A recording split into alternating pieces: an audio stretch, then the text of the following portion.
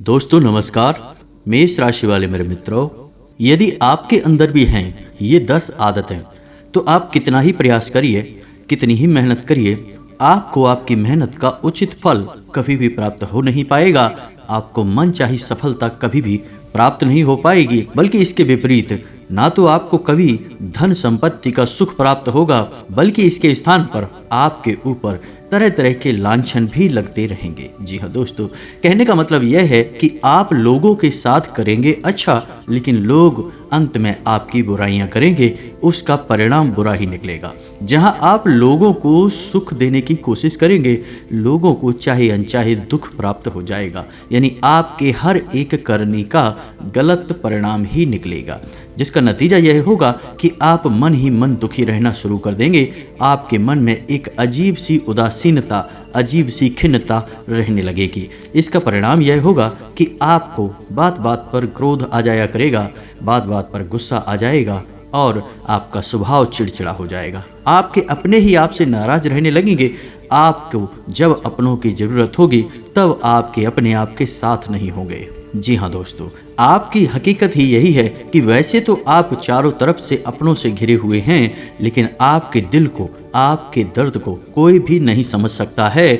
चाहे आप किसी को बताएं, चाहे ना बताएं, लेकिन आपकी पीड़ा को समझने वाला इस संसार में कोई भी नहीं है। आप अंदर ही अंदर घुटते रहते हैं, क्योंकि आप जितना प्रयास करते हैं अपने इन दुखों से, इन तकलीफ़ों से लड़ने का, उतना ही आप हार जाते हैं, क्योंकि आप अकेले हैं, आपका कोई साथ नहीं दे रहा है और आपके द्वारा किए गए प्रयास निष्फल दिखाई देते हैं। जी हाँ दोस्तों, आप बहुत अच्छे इंसान हैं, आप मेहनत बहुत करते हैं, आपके अंदर धार्मिकता की भावना भी बहुत है, लेकिन आपको मन चाहे परिणाम प्राप्त होते नहीं हैं। इसका कारण कहीं ना कहीं आपके अंदर ही छुपी हुई कुछ ऐसी बुराइयां हो सकती हैं जिनके बारे में आपको शायद अब तक पता नहीं है। जी हाँ दोस्तों, हम जानते हैं कि जैसे ही आपको यह पता चलता है कि आपके अंदर यह कमी है, आप तुरंत उसके ऊपर काम करना शुरू कर देते हैं, क्योंकि आप दिल से यह चाहते हैं कि आपके जीवन में उन्नति आए, बदलाव आए, क्योंकि आप ना केवल खुद खुश होना चाहते हैं, बल्कि आपसे जुड़े जितने भी लोग हैं, आपके घर परिवार के, आपके मित्र सखा, आप सभी के चेहरों पर एक मुस्कुराहट देखना चाहते हैं। आप तो एक ऐसे इंसान हैं जो चाहे भले ही खुद परेशानी उठा लेंगे, लेकिन दूसरों को सुख देने में कोई कमी नहीं छोड़ेंगे। लेकिन जब आप अपनों को ही पैसों के लिए परेशान देखते हैं, अपनों को ही जरा जरा सी बात पर झगड़ते देखते हैं, एक दूसरे पर दोषारोपण करते देखते हैं, तो आपका मन दुखी होने लगता है। फिर आपके मन में यह इच्छा उत्पन्न होती है कि हे भगवान, काश हमारे पास इतना धन होता, इतनी संपत्ति होती कि हम सबके दुखों को दूर कर पाते। तो दोस्तों, आज के इस वीडियो में हम इसी विषय पर चर्चा करने जा रहे हैं। वीडियो बहुत ही खास है। धार्मिकता पर, वास्तुशास्त्र पर और अंक शास्त्र पर आधारित यह वीडियो विशेष ज्ञान से भरपूर है और केवल आपके लिए बनाया गया है।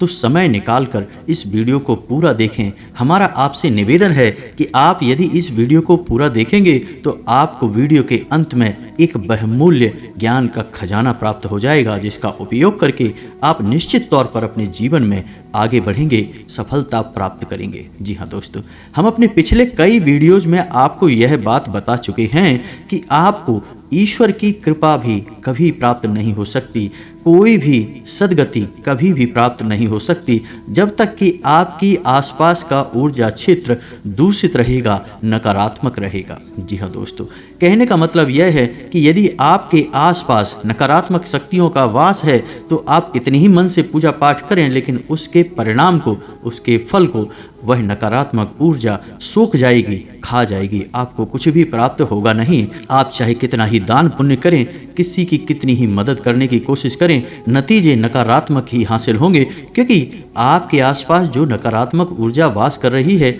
वह उसके परिणामों को बदल देगी, जिससे आपको पीड़ाएं प्राप्त होंगी, तकलीफ प्राप्त होगी और इसी से उस नकारात्मक ऊर्जा का शक्तिवर्धन होता है, वह और शक्तिशाली होती है। तो दोस्तों, आज हम आपको ऐसी 10 आदतों के बारे में बताने जा रहे हैं जो यदि आपके अंदर हैं तो उन्हें तुरंत हटा दें, छोड़ दें, और यदि आपके अंदर नहीं हैं, इनमें से कुछ आदतें हैं और कुछ आदतें नहीं हैं, तो भविष्य के लिए भी सतर्क हो जाएं, क्योंकि आने वाले समय में कहीं कोई इनमें से एक आदत आपको घेरने ना लगे। तो हमारे इस वीडियो को देखने के बाद आपको यह पता लग जाएगा कि कौन सी आदतें हैं जिनसे आपको जीवन भर बचकर रहना है, सतर्क रहना है, तभी आपका उद्धार हो पाएगा। दोस्तों, हम आपको बता दें कि आपकी राशि की पहली मांग यही होती है कि आप जितने सकारात्मक रहेंगे, यानी कि हर एक बात में जितनी सकारात्मकता को ढूंढेंगे, जितने धार्मिक रहेंगे, जितने आशावान रहेंगे, उतने ही आपको सफलता मिलेगी। आपने जैसे ही नकारात्मकता को अपनाया, ईश्वर का अपमान किया, धर्म का अपमान किया, वैसे ही आप परेशानी और अंधकार में डूब जाएंगे। तो आपको जितना हो सके उतना पॉजिटिव रहना है। दोस्तों, ईश्वर में विश्वास बनाए रखिए। यदि जीवन में तकलीफें हैं तो ईश्वर के द्वारा दी गई परीक्षा समझकर इन तकलीफों को हंसते हुए सहन करिए। दोस्तों, भविष्य बहुत ही सुंदर है। तो चलिए आज की इस वीडियो को शुरू करते हैं, लेकिन इससे पहले आपसे एक निवेदन है कि कमेंट में पूरे भक्तिभाव के साथ जय माँ भद्रकाली अवश्य लिखें। माता बड़े ही प्रेम से आपको आशीर्वाद देगी, आपका उद्धार होगा।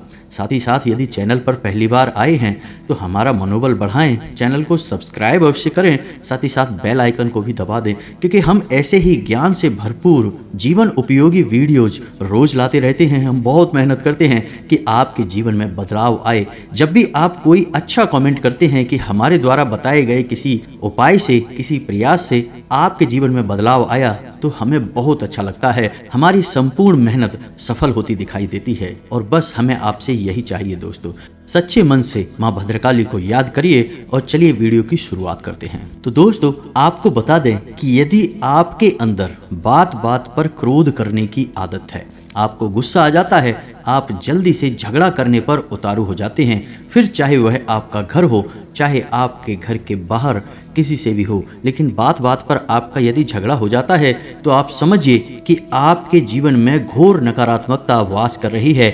यह आपको कभी भी आगे बढ़ने नहीं देगी। आप चाहे कितना ही प्रयास करिए, आपके हर एक प्रयास निष्फल होंगे, आपको नाकामयाबी ही हासिल होगी।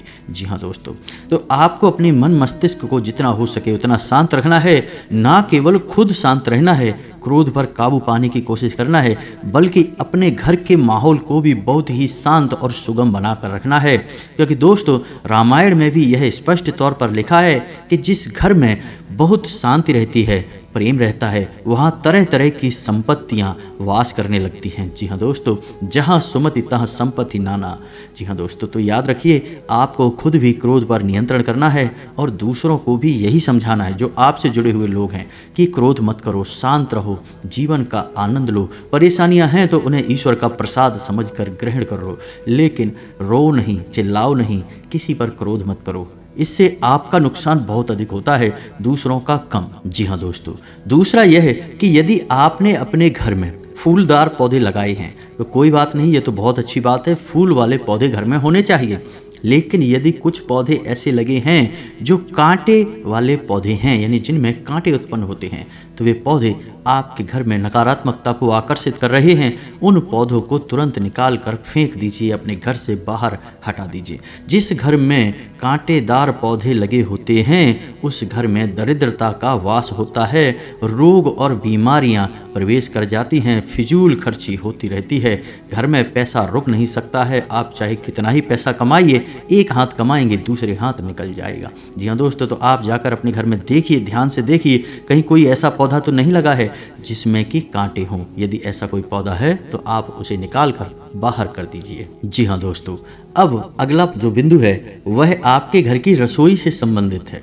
यदि आपके घर की रसोई में जूठे बर्तन पड़े रहते हैं, जब भी आप देखेंगे तभी जूठे बर्तन पड़े रहते हैं, तो यह नकारात्मकता का सूचक है। यदि आपके घर की रसोई घर में गंदगी रहती है, खाने के सामान इधर उधर अस्त व्यस्त पड़े रहते हैं, बर्तन इधर उधर पड़े रहते हैं, तो यह भी नकारात्मकता को आकर्षित करता है, दरिद्रता का वास आपके घर में निश्चित कर देता है। जी हाँ दोस्तों, क्योंकि रसोई घर में माँ अन्नपूर्णा का वास होता है। रसोई घर कोई साधारण स्थान नहीं है दोस्तों, आपके घर का पावर हाउस है रसोई घर। समझिए कि यदि आपके रसोई घर से दूषित खाना निकलेगा तो घर का हर सदस्य बीमार हो जाएगा और आपके घर में कितना ही पैसा आए वह बाहर निकल जाएगा। तो आप समझिए कि आपके घर की ऊर्जा का केंद्र आपका रसोई घर है, तो उसे जितना हो सके उतना साफ सुथरा रखना चाहिए। हमारे आध्यात्म में भी रसोई घर को बहुत पवित्र स्थान माना गया है और यहाँ तक कि घर की जो महिलाएं गृहिणियाँ हैं उन्हें बिना स्नान किए अपने रसोई घर में प्रवेश नहीं करना चाहिए। खुले केसों को लेकर यानी खुले बालों के साथ अपने रसोई घर में प्रवेश नहीं करना चाहिए और किसी भी हालत में रसोई घर में गंदगी नहीं रखनी चाहिए, रसोई घर में खाना नहीं खाना चाहिए, क्योंकि रसोई घर मंदिर से कम नहीं है दोस्तों, वहाँ पर माँ अन्नपूर्णा का वास होता है। तो रसोई घर में बेशक हम पूजा पाठ ना करें, लेकिन हम भोजन तो बनाते हैं और वह भी पूजा पाठ से कम नहीं है। जी हाँ दोस्तों, तो यदि आपको अपने जीवन में उन्नति चाहिए और आप चाहते हैं कि आपके घर में कभी भी बीमारियां ना आए, तो घर की महिलाओं को आप यह बताएं कि जब भी आप अपने रसोई घर में प्रवेश करें तो पहले माता अन्नपूर्णा का ध्यान करते हुए रसोई घर में प्रवेश करें, हाथ जोड़कर नमन करें कि हे माता, हमारे भोजन पर, हमारे जीवन पर ऐसी कृपा करें कि हम कभी बीमार ना हो, हमेशा स्वस्थ रहें और पूर्ण रूप से सात्विक और आध्यात्मिक रहें।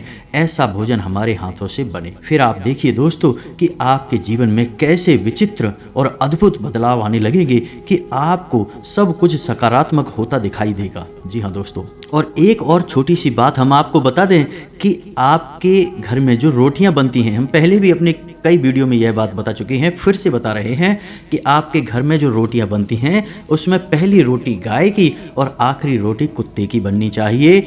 लेकिन इसी के साथ साथ आपको यह भी आदत बनानी है कि आपके रसोई घर से जो पहली थाली परोस कर निकाली जाएगी वह आपके घर के सबसे बड़े सदस्य के लिए होनी चाहिए, बुजुर्ग सदस्य के लिए होनी चाहिए। जी हाँ दोस्तों, जब आप ऐसा करेंगे तो आपको किसी भी कीमत पर पितृदोष नहीं लग सकता है। जी हाँ दोस्तों, आपके घर में बुजुर्गों का सम्मान होता है, गाय को और कुत्ते को रोटी निकाली जाती है और यह सब पितरों को बहुत अधिक प्रिय है और इससे पितृ ऊर्जावान होते हैं। आपके ऊपर किसी भी प्रकार का पितृदोष नहीं लग सकता है। जी हाँ दोस्तों, अगला जो विषय है वह यह है कि यदि आपके घर में कोई बड़ा वास्तु दोष है, भयंकर वास्तु दोष है, तो वह भी आपको जीवन में कभी आगे बढ़ने नहीं देगा। जी हाँ दोस्तों, वैसे तो हर एक वास्तु दोष का कुछ ना कुछ उपाय अवश्य होता है जिससे उस दोष का प्रभाव कम हो जाता है या फिर शून्य ही हो जाता है, लेकिन कुछ ऐसे दोष होते हैं जिनके कोई उपाय नहीं होते हैं। कभी कभार यदि उपाय कार्य कर जाए तो फिर आपका सौभाग्य मानिए, वैसे साधारण तौर पर इन दोषों के कोई उपाय नहीं होते हैं। जैसे कि आपके घर का ईशान कोण यदि प्रदूषित है, उसमें गंदगी रहती है, वह भारी है, वहाँ प्रकाश की भरपूर व्यवस्था नहीं है, तो वह एक बड़ा वास्तु दोष है। आपके घर का ब्रह्म स्थान यदि भारी है, उस स्थान पर आपने कुछ वजनदार चीज़ें रख रखी हैं, वह भी गंदा रहता है, जूते चप्पल आदि पड़े रहते हैं, प्रदूषित रहता है। और यदि ब्रह्म स्थान पर आपकी किचन वगैरह है तो यह एक बड़ा वास्तु दोष उत्पन्न करता है और इससे आपको जीवन में कभी सुख समृद्धि हासिल नहीं हो सकती। और दोस्तों, इन वास्तु दोषों का कोई विशेष उपचार है नहीं, इनका एक ही उपचार है कि इन वास्तु दोषों को मिटाया जाए और निर्माण को बदला जाए। जी हाँ दोस्तों, जो कि सामान्य तौर पर संभव नहीं है। तो जब भी आप कभी अपने जीवन में घर बनवाएं तो विशेष तौर पर यह ध्यान रखें कि कोई बड़ा वास्तु दोष उत्पन्न ना होने पाए। अपना घर वास्तु के अनुसार ही बनवाएं, आपके जीवन में सब कुछ अपने आप सकारात्मक हो जाएगा। वास्तु है क्या? वास्तु असल में घर की ऊर्जाओं को व्यवस्थित करने की, साधने की एक विधि है। तो यदि आप घर की ऊर्जाओं को पहले ही व्यवस्थित कर देंगे तो फिर नकारात्मक ऊर्जा आपके घर में कभी भी प्रवेश ही नहीं कर पाएगी। तो वास्तु दोष को विशेष तौर पर ध्यान में रखें दोस्तों। हम समय समय पर अलग अलग वास्तु दोष के निवारण के लिए कई वीडियोज में जानकारी लेकर आते रहते हैं और कुछ ऐसे शक्तिशाली वास्तु उपाय भी आपको हम बताते हैं। जैसे धन का कटोरा एक ऐसा उपाय था जिसको करने से कई लोगों के जीवन में बड़े बदलाव आए हैं। तो आप हमारी वीडियोज़ को नियमित तौर पर देखा करिए। हम आपको कई विशेष उपाय अपने वीडियो के बीच बताते रहते हैं। जी हाँ दोस्तों, अब इसी से जुड़ा हुआ अगला आपका विषय है कि यदि आपके घर में शाम के समय और सुबह के समय दरवाजे पर साफ सफाई नहीं रहती है, गंदगी रहती है, और शाम के समय आपके दरवाजे पर अंधेरा रहता है, रात में भी अंधेरा रहता है, तो यह आपके लिए शुभ नहीं है। दोस्तों, आप अपने दरवाजे पर प्रकाश की उचित व्यवस्था करिए। जी हाँ दोस्तों, और रात भर एक ऐसा बल्ब लगाइए जो प्रकाशित होता रहे, जलता रहे। और यदि आपके दरवाजे पर कोई नेम प्लेट लगी है तो उस पर भी आप प्रकाश अवश्य डालिए। आप देखेंगे कि आपके जीवन में सकारात्मकता प्रवेश करने लगेगी। और इससे भी खास बात हम आपको यह बताएं कि आपको सुबह शाम अपने घर के दरवाजे पर झाड़ू वगैरह लगवानी चाहिए, साफ सफाई रखनी चाहिए, क्योंकि सुबह के समय भगवान श्री हरि विष्णु माता लक्ष्मी के साथ इस संसार के भ्रमण पर निकलते हैं। और यदि आपका घर उन्हें अच्छा लगेगा, सुंदर होगा, अनुकूल होगा, तो स्वयं भगवान श्री हरि विष्णु माता लक्ष्मी के साथ आपके घर में प्रवेश कर जाएंगे। और इसी प्रकार शाम के समय भगवान भोलेनाथ माता पार्वती के साथ इस संसार के भ्रमण पर निकलते हैं। तो शाम के समय और सुबह के समय विशेष तौर पर हमें अपने घर के दरवाजे पर साफ सफाई का ध्यान रखना है, और हो सके तो जल का सिंचन करके एक चौक बनाकर दीपक गाय के घी से बना हुआ अवश्य जलाएं। ये बहुत ही अधिक शुभ है। जी हाँ दोस्तों, हो सके तो शाम के समय अपने घर की देहरी का पूजन अवश्य कर लें, क्योंकि देहरी पर जो आपका घर है उसकी जो देहली है वहाँ पर हमारे कुल देवी या कुल देवता का वास होता है। जी हाँ दोस्तों, तो इस लिहाज से भी आपके घर के दरवाजे की साफ सफाई बहुत आवश्यक हो जाती है। इससे ना केवल भगवान श्री हरि विष्णु भगवान भोलेनाथ प्रसन्न होते हैं, बल्कि आपकी कुल देवी या कुल देवता का आशीर्वाद भी आपको प्राप्त होता है। जी हाँ दोस्तों, यदि आपके जीवन में ये सब चीज़ें शामिल नहीं हैं तो आप हमारे कहने से कुछ दिनों के लिए इनको अपने जीवन में शामिल करके देखिए। चमत्कार यदि घटित ना होने लगें तो फिर कहना, कमेंट करके हमें बताना कि जीवन बदलना शुरू हुआ या नहीं। जी हाँ दोस्तों, ये कोई छोटी बातें नहीं हैं, सुनने में जरूर सामान्य सी लगती हैं, लेकिन पूर्ण रूप से शास्त्रों में वर्णित और जीवन में बदलाव लाने वाली बातें हैं दोस्तों। जी हाँ दोस्तों, अब एक और खास बात कि यदि आपके घर में कोई ऐसे स्थान हैं जहाँ पर कि कभी कभार ही साफ सफाई होती है, साफ सफाई होती ही नहीं है, जैसे कि कोई घर बहुत बड़ा है, रहने वाले लोग कम हैं, तो 4 कमरों में जहाँ वो रह रहे हैं केवल उसी कमरों की सफाई हो रही है, बाकी पूरे घर में गंदगी रहती है, या फिर कभी झाड़ू भी नहीं लगी, पोंछा भी नहीं लगा, मकड़ी के जाले लगे हैं, तो यह भी बहुत अनिष्टकारी है दोस्तों। कुछ भी करके आप अपने पूरे घर को ही साफ सुथरा रखें, मकड़ी के जाले ना लगने दें, यह बहुत ही अपशगुनी होता है। इससे जीवन में कभी भी सुख समृद्धि नहीं आती है दोस्तों। इसी के साथ साथ आप यह भी कर सकते हैं कि शाम के समय अपने घर के ब्रह्म स्थान में एक कटोरी में कपूर और लोबान प्रज्वलित करें। रोज नहीं तो कभी कभार अवश्य करें, विशेष तौर से मंगलवार और शनिवार के दिन अवश्य करें।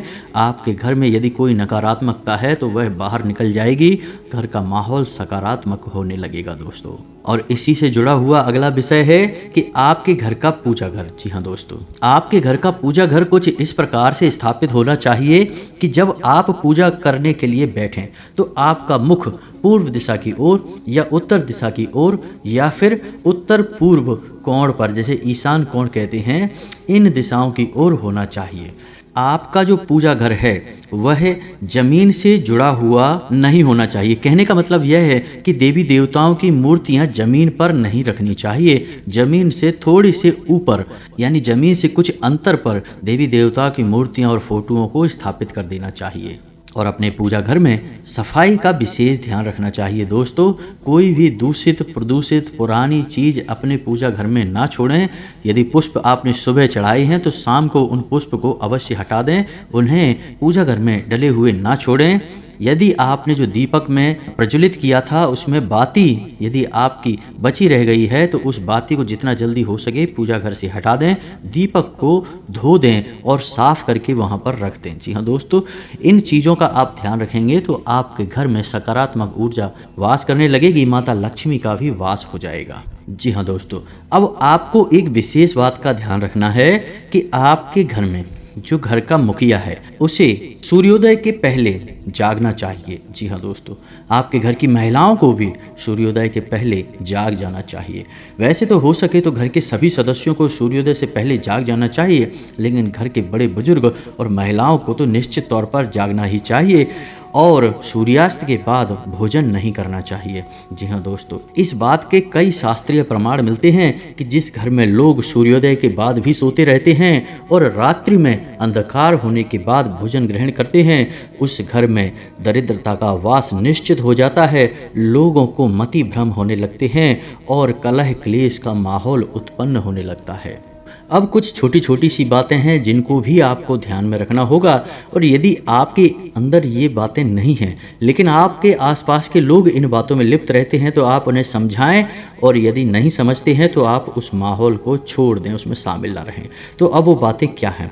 जब भी आप किसी ऐसे माहौल में बैठें कि वहाँ पर लोग दूसरों के बारे में बुरी भली बातें करते हैं, उल्टी सीधी बातें करते हैं और इस बात में आनंद प्राप्त करते हैं, यदि आपके अंदर भी यह गुण है तो आप इसे तुरंत छोड़ दीजिए दोस्तों, क्योंकि ऐसे में आप उसका नहीं स्वयं का बहुत बड़ा नुकसान कर रहे हैं। क्योंकि आप किसी के बारे में यदि कुछ गलत बोल रहे हैं, बेशक उसकी बुराई कर रहे हैं, तो जो नकारात्मकता उत्पन्न हो रही है वह उसके पास नहीं जा रही, वह आपके पास एकत्रित हो रही है। इससे आपका ऊर्जा क्षेत्र प्रदूषित हो रहा है। तो यदि आपके घर के लोग इस तरह से चर्चाएं करते हैं तो आप उन्हें रोकें और उनसे कहें कि किसी अच्छे विषय पर चर्चा करिए, किसी धार्मिक विषय पर चर्चा करिए, लेकिन किसी की भी पीठ के पीछे किसी प्रकार की चर्चा ना करिए, ना बुरी और ना ही भली। जी हाँ दोस्तों, दो चार बातें बोल देना कोई बड़ी बात नहीं है, इससे कोई फर्क नहीं पड़ता है।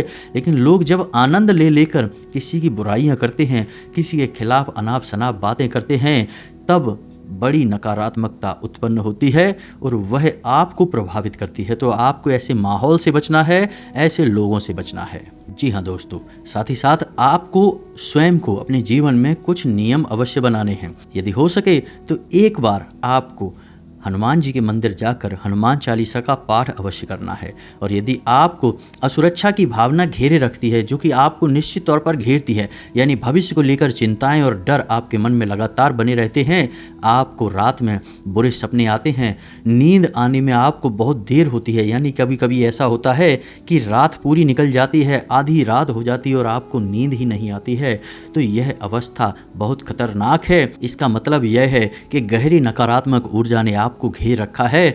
तो ऐसे में आपको नित्य हनुमान चालीसा का पाठ करना है और श्री हनुमान कवच का भी पाठ करना है। जी हाँ दोस्तों, इसी के साथ साथ मंगलवार को कम से कम 7 मंगलवार तक आप हनुमान जी को चोला अवश्य चढ़ाएं। आपके मन से सारे डर दूर हो जाएंगे और आपको मन वांछित फल और परिणाम प्राप्त होने शुरू हो जाएंगे। अंत में आपसे बस यही कहना चाहेंगे कि भगवान भोलेनाथ जो सबके स्वामी हैं, देवादि देव हैं, आदि योगी हैं, जिनके लिए सब एक समान है, चाहे भूत हो, पिशाच हो, इंसान हो, देव हो, दानव हो, उन्हें कोई फर्क नहीं पड़ता। उन्होंने नकारात्मक और सकारात्मक सबको एक भाव से अपने में समाहित कर रखा है। तो यदि आपके जीवन में कलह क्लेश बहुत रहता है और विशेष तौर से आपके जीवन में कर्ज को लेकर परेशानी बहुत अधिक है, यानी कर्जा आपके जीवन से निकल ही नहीं रहा है, चुक ही नहीं रहा है, तो आपके लिए एक विशेष उपाय है जो भगवान भोलेनाथ से जुड़ा हुआ है।